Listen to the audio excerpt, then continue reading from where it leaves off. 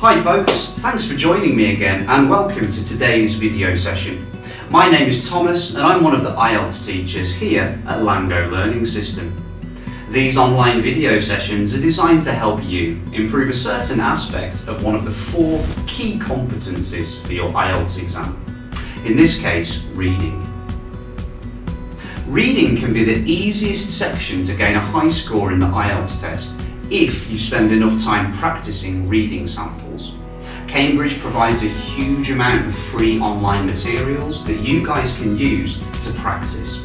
In today's session, I will look at a couple of the reading sections and explain each question, which will hopefully help you guys to improve your reading skills and your strategies for the exam.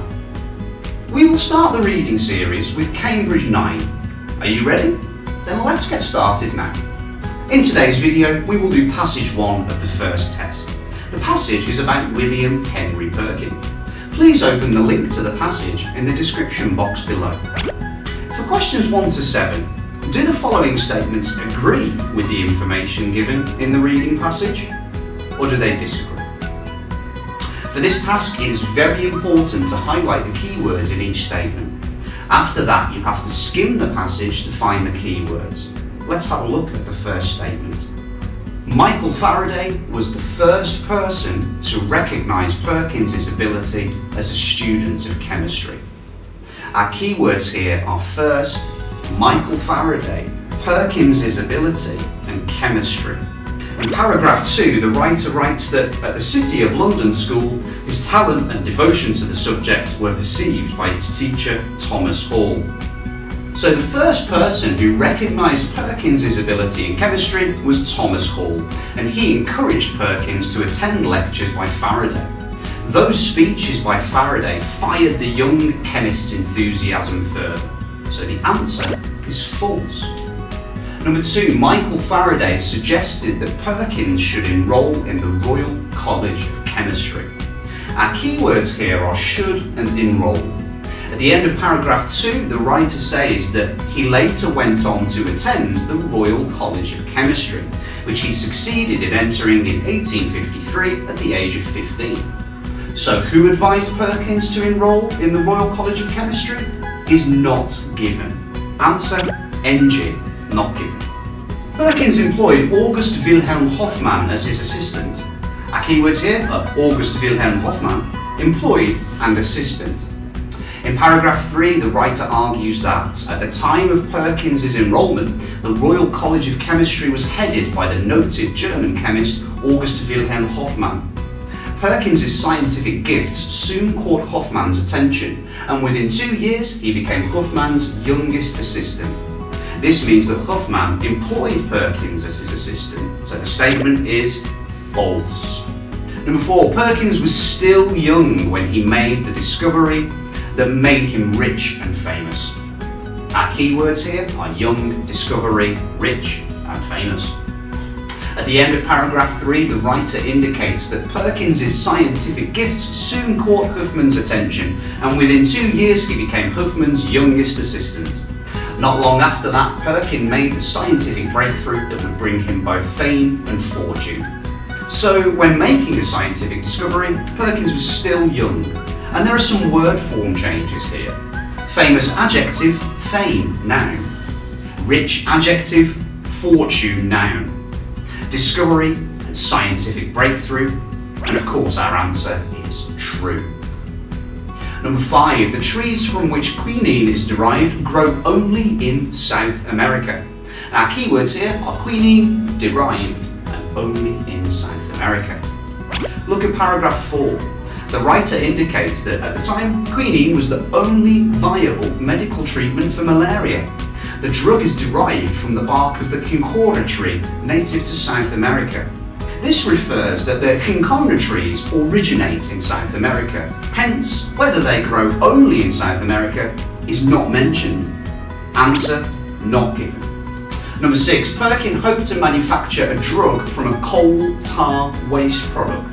Keywords, drug, coal tar, waste product. In paragraph 5, the writer claims that he, Perkins, was attempting to manufacture quinine from aniline, an inexpensive and readily available coal tar waste product. Well, a synonym is used in this statement. A drug, quinine, the only viable medical treatment for malaria. So our answer is true. Perkin was inspired by the discoveries of the famous scientist Louis Pasteur. Our keywords here are inspired and Louis Pasteur. At the end of paragraph 5, and proving the truth of the famous scientist Louis Pasteur's words, chances favour only the prepared mind, Perkin saw the potential of his unexpected find. So whether Perkin was inspired by Pasteur's deliveries or not is not really mentioned, so our answer, NG, not given. For questions 8 to 13, we have to answer the questions which follow. Number 8. Before Perkins' discovery, with what group in society was the colour purple associated? Keywords, what group? Purple, associated. Let's look at paragraph 6. The writer says, indeed, the purple colour extracted from a snail was once so costly that in society at the time, only the rich could afford it. This means that before Perkins' discovery, the colour purple was associated with the rich. So our answer, the wealthy, the rich. What potential did Perkin immediately understand that his new dye had? Our keywords here are potential and new dye. At the end of paragraph 7, but perhaps the most fascinating of all, Perkins' reactions to his find was that nearly instant recognition that the new dye had commercial possibilities. This refers to the fact that Perkin immediately understood that his new dye had the potential of being sold commercially. And some synonyms are used here, right guys? We can see the potential and possibilities, immediately and nearly instant, and the understand and recognition in the answer have the same meaning. So our answer is commercial possibilities. Number 10, what was the name finally used to refer to the first colour that Perkin invented? Finally, name and first colour are our key terms here. In paragraph 7, it stated that his purple colour became the world's first synthetic dye. And in paragraph 8, the writer indicates that Perkin originally named his dye Tyrian purple, but it later became commonly known as mauve. This means that mauve was finally used to refer to the first colour Perkin invented. And our answer is mauve. What was the name of the person that Perkin consulted before setting up his own dye works? Our keywords here are name and person.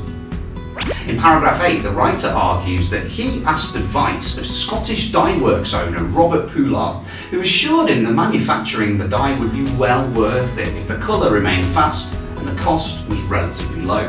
So Perkin consulted Poulard before setting up his dye works. We have the word consulted, which is synonymous with asked for advice. So our answer is Robert Poulard. Number 12. In what country did Perkins' newly invented colour first become fashionable? And our keywords for this question are country and fashionable.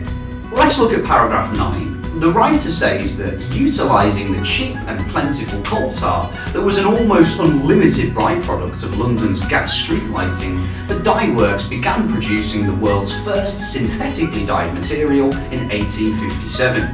The company received a commercial boost from Empress Eugénie of France when she decided that the new colour flattered her. Very soon, mauve was the necessary shade for all the fashionable ladies in that country, France.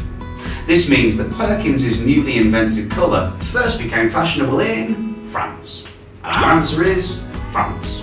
According to the passage, which disease is now being targeted by researchers using synthetic dyes?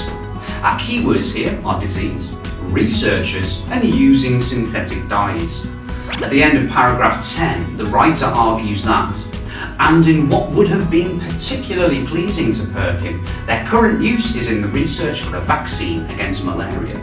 This indicates that malaria is now being targeted by researchers using synthetic dyes. Now and current are synonymous, so our answer to this question is malaria. That's all for the first passage of the reading section. Please don't forget to learn new words in this passage to improve your vocabulary. If you write them down, it makes it easier to remember. I really hope that you found this session helpful in preparing you for your IELTS test. If you'd like to sign up for IELTS courses here at LangGo, please click on the link below. Our IELTS courses are designed to cater to your individual needs and to provide you with personalised learning pathways. Remember to like and subscribe, and please do not forget to hit that bell button to get notifications of our latest uploads. I've been Thomas from LangGo Learning System, and hopefully I'll see you next time. Stay safe. Bye.